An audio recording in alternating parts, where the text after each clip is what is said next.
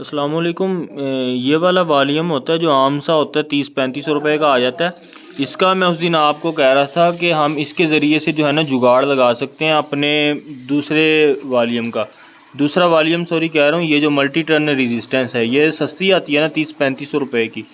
तो अब मैं इसमें आपको समझा रहा हूँ कि आपने किस तरह काम करना है। ये वाला हमारे पास कोई सा वॉल्यूम है, ये मैंने तकरीबन 4 साल पहले ये जो है इस तरह बनाया था और अभी तक ये बिल्कुल बेहतरीन चल रहा है। तो वीडियो बनाने के लिए ही मैंने इसको उतारा है।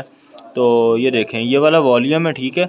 वॉल्यूम इस तरह यहाँ से ये घूमता जाता है, जितना मर्ज़ी इसको घुमा लो।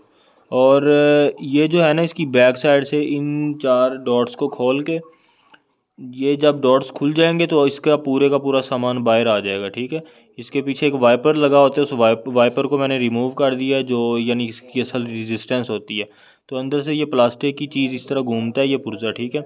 और इस प्लास्टिक के ऊपर करना क्या है कि ये एक लंबी सी इस तरह कोई तार हो, सिल्वर की होनी चाहिए तार, मोटे डायोड से उतारी जा सकती है। ये तार ली है इस तरह, ठीक है, सिल्वर की, और इसको उसके अंदर लगा के और ऊपर रेत और एल्फी डाल के इसको पक्का इसके साथ जोड़ दिया। सिल्वर की तार इसलिए कह रहा हूँ क्योंकि इससे टांका लगाने में आसानी होती है।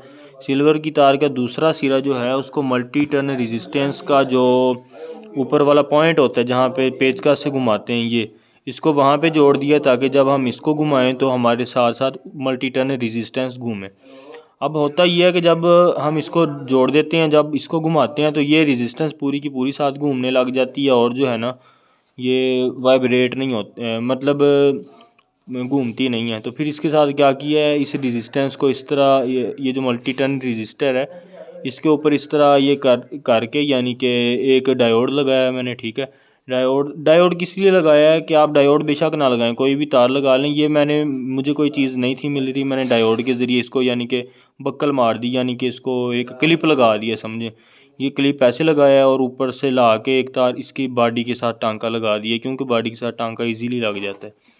इस तरह होता ये है कि जब ये अंदर वाला स्पिंडल घूमता है तो ये तार जो है इसको घूमने से बचाती है, ताकि सिर्फ इसका स्क्रू घूमे, ये देखें स्क्रू घूमे और इसकी रेजिस्टेंस चेंज हो, ठीक है।